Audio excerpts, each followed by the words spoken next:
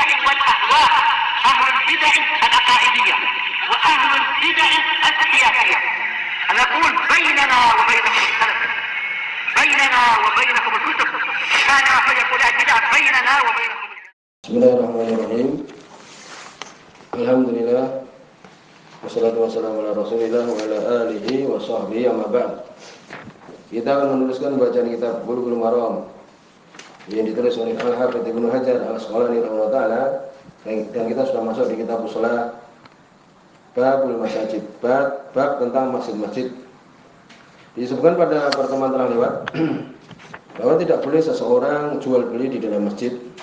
Demikian juga disebutkan bagaimana kalau membicarakan masalah dunia, bisnis dan sebagainya, maka disebutkan bahwa itu adalah makruh. Demikian juga masjid hendaknya untuk dibersihkan, ya. Demikian juga untuk kalau ada di situ bau yang harum, yang diberikan padanya, ya, demikian disebutkan. Demikian juga tidak boleh untuk kemudian mengumumkan di situ barang yang hilang, ya, demikian juga yang semisalnya. Kemudian disebutkan hadis nomor 249, Wan Hakim bin Hizam radhiyallahu anhu, dari sahabat Hakim bin Hizam radhiyallahu anhu. Tapi hadis ini diperbincangkan. Tariq yang disebutkan oleh Ibnu Hajar ini di sini ada rawi yang dhaif, yaitu Al-Abbas bin Abdurrahman Al-Madani, dia majhul. Ya. Tetapi ada penguatnya, disebutkan dari hadis Abdullah bin Umar radhiyallahu anhu. Indah Ibnu Majah, di situ ada Abdullah bin Lahiyah. Maka hadis seperti ini menjadi hasan li ghairihi. Sebagaimana sudah kita bahas permasalahan ini. Jadi hadisnya adalah hasan.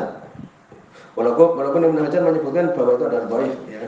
Qala, beliau mengatakan qala Rasulullah sallallahu alaihi wasallam, berkata Rasul sallallahu alaihi wasallam, la tuqamul hudud fil masajid, tidak ditegakkan hudud, hukuman-hukuman yang sudah disebutkan oleh Allah Subhanahu wa taala, ya, dari orang yang melakukan kemaksiatan. Fil masajid, di masjid-masjid. Seperti apa? Makanya orang yang berzina sebelum menikah, maka dia dicambuk, ya, 100 kali. Kemudian juga minum minuman keras, ya. Demikian juga, ya, ini mungkin menuduh orang lain melakukan perbuatan perzinaan, ya, demikian. Maka tidak boleh ditegakkan di masjid. Wala yustaqat fiha, demikian juga tidak diminta untuk diqat, ini untuk dikisos di masjid. Tidak boleh. Rawahu Ahmad wa Abu Dawud, diriwayatkan oleh Imam Ahmad, demikian juga Abu Dawud bi sanadin dhaif, dengan sanad yang lemah. Tadi kita sebutkan ada penguatnya. Ya, maka di sini adalah hasan li ghairihi. Dari sini diambil pelajaran apa? Bahwa tidak boleh di masjid itu ditegakkan hudud, dicambuk dalam masjid umpamanya. Demikian juga untuk kemudian dikisos di dalam masjid karena dia membunuh saudaranya, ya, maka ini tidak boleh. Demikian juga rajam, maka tidak boleh. Sebagaimana dalam hadis ini. Hadis bab ya dulu ala tahrimi dzalik. Hadis bab ini menunjukkan tentang haramnya yang demikian. Kemudian berikut yang hadis nomor 250. Ini tentang apa? Bolehnya di situ diletakkan di masjid kemah. Wan Aisyah radhiyallahu anha, dari Aisyah radhiyallahu anha, qalat, beliau mengatakan, hadis muttafaqun alaih. Usiba Sa'dun yaumal Khandaq, terkena saat pada perang Khandaq. Maka waktu itu dia terluka, sahabat ini, ya, Sa'd bin Mu'adz radhiyallahu anhu, yang kemudian ketika meninggal itu bergetar arsy Allah musta'an, ya, menunjukkan keutamaan sahabat ini. Bukan Sa'd bin Abi Waqqas. Beliau terkena yaumul Khandaq, pada perang Khandaq. Fa daraba alaihi Rasulullah sallallahu alaihi wasallam khaymatan fil masjid. Maka Nabi memukul, maksudnya membuat untuk saat ini, ya, Sa'd bin Mu'adz ini kemah di dalam masjid. Liya'udahu min qarib, agar bisa dijenguk dari dekat. Muttafaqun alaih. Maka di sini menunjukkan apa? Boleh, ya. Hadis menunjukkan atas jawaz ittikhadil khaymah fil masjid lil marid. Boleh untuk membuat kemah. Kemah kita tahu, kemah itu yang orang biasa berkemah itu, ya, seperti itu. Boleh membuatnya di masjid untuk orang yang sakit. Demikian juga orang yang i'tikaf boleh, ya. Demikian juga orang yang tutup. Ya, demikian. Jawaz darbil khaymah lil hajah kama qala Nabi sallallahu alaihi wasallam. Wa amal gharas, adapun gharas wal bina, bangunan ini tanaman atau ditumbuhkan di situ atau bangunan di dalam masjid, fa yumna, maka dilarang. Sebagaimana pendapat Imam Ahmad dan Imam Malik. Kenapa? Karena di sini mempergunakan wakaf di malam yubna min ajli, bukan untuk dibangun untuknya. Berarti dia menggunakan wakaf tidak pada semestinya. Ya, demikian. Walaupun perbincangan tentang masjid apakah dia itu perlu wakaf atau tidak, akhirnya terjadi perselisihan para ulama, ya, dan lebih bagus diwakafkan, ya, untuk ya, ini jauh dari fitnah dan sebagainya. Adapun kalau membuat tadi, kalau kemah boleh, karena itu kan sementara untuk orang sakit dan semisalnya i'tikaf. Tetapi kalau bangunan khusus umpamanya tidur di situ terus, maka ini tidak boleh. Kemudian berikutnya, hadis nomor 251. Ini tentang apa? Tentang boleh nggak bermain di dalam masjid. Ya, ini dibahas. Demikian juga melihatnya perempuan terhadap laki-laki. Wa anha, masih dari Aisyah radhiyallahu anha, muttafaqun alaih hadis ini. Qalat, beliau mengatakan, ra'aitu Rasulullah sallallahu alaihi wasallam yasturuni. Aku melihat Rasulullah SAW menutupi aku. Waktu itu beliau masih muda, Aisyah ini. Ya, waktu itu ya, wa ana anzuru ila Habasyah yal'abuna fil masjid. Dan aku melihat ke Habasyah. Habasyah itu adalah Habasyi, Ethiopia sekarang ini. Orang-orang Habasyi, orang-orang Ethiopia, biasanya hitam mereka itu. Aku melihat orang-orang Habasyi yal'abun, bermain fil masjid, di masjid. Al-hadis muttafaqun alaih, oleh Imam Bukhari dan Imam Muslim. Hadis ini banyak sekali pelajaran yang diambil padanya. Waktu itu Nabi menutupi Aisyah, ya, dan waktu itu beliau melihat ke orang-orang Habasyah yang sedang bermain, menutupi supaya tidak kelihatan. Maka di sini, adapun dalam permasalahan kita ini, yaitu apa? Tentang bermain di dalam masjid. Sebuah Imam As-Sun'ani, rahimahullah ta'ala, di Subul Salam, qad bayyana fi riwayatin al-Bukhari anna la'ibahum kana bi darat wal hirabi. Ya, ini bermain dengan apa? Tameng besi itu. Demikian juga hirab, tombak-tombak dan misalnya pedang-pedang. Ya. Yalabuna bil masjid bil hirab. Ya, bermain di masjid dengan menggunakan tadi pisau-pisau, tombak-tombak seperti itu. Wa kana yaumul id, itu adalah yaumul id, pada hari id. Ya, ketika id waktu itu.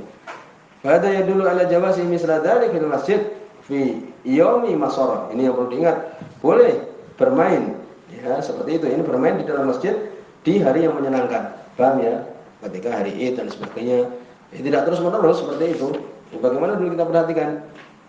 Bermain asal di lapangan, ya. Kalau hari id itu biasa, kalau Idul Adha lama itu 4 hari. Entah nanti gulat, entah silat, ya. Ini karate dan sebagainya. Berkelahi gulat, itu yang biasanya gulat. Kata-kata jadi peperangan waktu itu kemudian berpindah ke dalam masjid. Ya, ketika hari yang menyenangkan boleh. Dalilnya jelas, ada sudah mengenai seperti ini. Di situ juga sebuah Imam As-Sun'ani tentang melihatnya perempuan kepada laki-laki. Hadza wa amma nadhar Aisyah ilaihim wa hum yalabuna wa hiya ajnabiyah. Dan ini bahwa Aisyah melihat kepada mereka laki-laki ini Habasyi dan mereka bermain dan itu adalah ajnabi. Ya, Aisyah itu ajnabi, bukan mahramnya. Kan demikian. Fa fi dalalah ala jawazi nadhar al-mar'ah ila jumlatan nas. Maka di sini menunjukkan bolehnya perempuan melihat kepada sekumpulan manusia min duni tafsil, tanpa dirinci satu persatu, yang Muhammad mana, yang Zaid mana. Nah, kalau satu persatu seperti itu tidak boleh. Adapun secara jumlah seperti itu boleh. Sebagaimana hadis tadi kita sebutkan. Hadis muttafaqun alaih, ya. Bukan apa yang dia itu rinci li afradihim satu persatu. Kama tanduruhum idza kharajat li sholatil masjid, sebagaimana mereka keluar mau ke masjid, tidak boleh dilarang. Maka melihat di situ banyak laki-laki kan? Demikian. Apalagi dulu di zaman Nabi, shotnya yang di belakangnya. Kalau sekarang ini fitnah besar, ya kan? Demikian. Demikian juga wa indal mulaqah fi turuqat, ketika bertemu dengan laki-laki yang banyak di jalan-jalan turuqat. Kan demikian. Maka ini menunjukkan boleh hal seperti itu. Tetapi kalau satu persatu demikian secara tafsil rinci, maka tidak boleh. Itu adalah fitnah. Wa qulil mu'minati yaghdudna min absarihinna wa ihfadna furujahunna. Katakan Nabi Muhammad kepada perempuan-perempuan mukminat untuk menundukkan pandangan mereka, Kemudian berikutnya hadis nomor 252. Hadis muttafaqun alaih juga. Wa anha, dan masih dari Aisyah radhiyallahu anha, ana walidatan sauda, sesungguhnya ada budak sauda yang hitam. Kana laha khiba'un fil masjid, adalah milik dia, yang dia memiliki khiba, kemah di dalam masjid. Budak hitam, perempuan hitam. Fakana ta'tini, dan adalah dia ta'tini, biasa datang padaku. Biasa perempuan kan berkumpul dengan perempuan yang lain, apalagi dekat dengan rumah dia. Aisyah radhiyallahu anha rumahnya dengan Masjid Nabawi, ya dekat di sampingnya. Biasa dia mendatangi aku, fatahaddatsu indi, maka dia tahaddas, berbincang-bincang di sisiku. Biasa ngobrol dengannya. Al hadis muttafaqun alaih. Hadis ini oleh Imam Bukhari, demikian juga Imam Muslim. Maka hadis ini menunjukkan apa? Jawaz idrul khaimah fil masjid lil hajah. Boleh untuk membuat kemah di masjid karena apa? Karena hajah, karena keperluan. Wa kadza jawazi naum fil masjid lirajul walil mar'ah idza uminatil fitnah. Demikian juga bolehnya tidur di masjid bagi laki-laki, demikian juga perempuan ketika aman fitnah. Syaratnya perempuan ini ketika apa? Ketika aman dari fitnah, maka boleh. Bagaimana waktu itu Ali bin Abi Thalib ketika bertengkar, ya, berselisih dengan Fatimah radhiyallahu anha, kemudian pergi ke masjid, tidur di situ sampai kemudian beliau ketika datang Nabi sallallahu alaihi wasallam ada bekas turab, tanah. Kum Aba Turab, berdiri wahai Abu Turab, ya, ini kunyahnya Ali bin Abi Thalib. Beliau senang dengan itu, dengan kunyah itu, walaupun beliau adalah Abul Hasan. Di situ dalil tentang bolehnya seorang tinggal di masjid.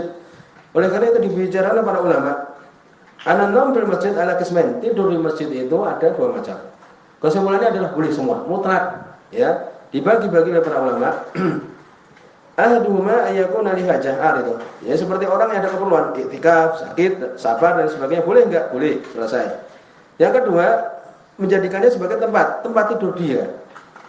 Yang pertama, kalau dia itu tidak punya rumah, boleh. Yang kedua, kalau dia punya rumah juga, kesimpulannya boleh. Kesimpulannya boleh, punya rumah, enggak punya rumah, ada perlu atau enggak ada perlu, boleh tidur di masjid. Demikian. Dalilnya tadi kita sebutkan. Kemudian berikutnya hadis nomor 253. Wan Anas bin Malik, dari Anas bin Malik radhiyallahu anhu, qala, beliau mengatakan, hadis muttafaqun alaih, sudah lewat juga ini. Qala Rasulullah sallallahu alaihi wasallam, berkata Rasul sallallahu alaihi wasallam, al-buzaq fil masjid khati'ah. Al-buzaq itu apa? Meludah di masjid itu adalah kesalahan. Wa kafaratuha, dan kafarahnya, dendanya atau tebusannya, dafnuha, untuk menguburkannya. Muttafaqun alaih. Di sini disebutkan oleh Imam Bukhari dan Imam Muslim. Telah lewat pembahasannya bahwa kesimpulannya di masjid tidak boleh meludah. Tidak boleh meludah, ya, demikian juga ingus, buang ingus dan sebagainya. Jangan. Lalu bagaimana kalau dia menguburkan? Ya itu adalah kafarahnya, tetapi hukum meludah di masjid itu dosa. Bentuk taubatnya dengan apa? Dengan menguburnya, ataupun dengan menggunakan mindil, sapu tangan dan semisalnya. Tetapi tetap itu adalah perbuatan apa? Perbuatan dosa. Meludah di masjid itu, walaupun dia menggunakan sapu tangan, itu adalah perbuatan dosa. Karena Nabi mengatakan khoti'ah, meludah di masjid itu adalah kesalahan. Kan demikian. Taubatnya dengan apa? Dengan tadi menguburkannya atau dengan menggunakan sapu tangan dan semisalnya. Sampai di sini. Subhanallahumma bihamdika, asyhadu an la ilaha illa anta, astaghfiruka wa atubu ilaik.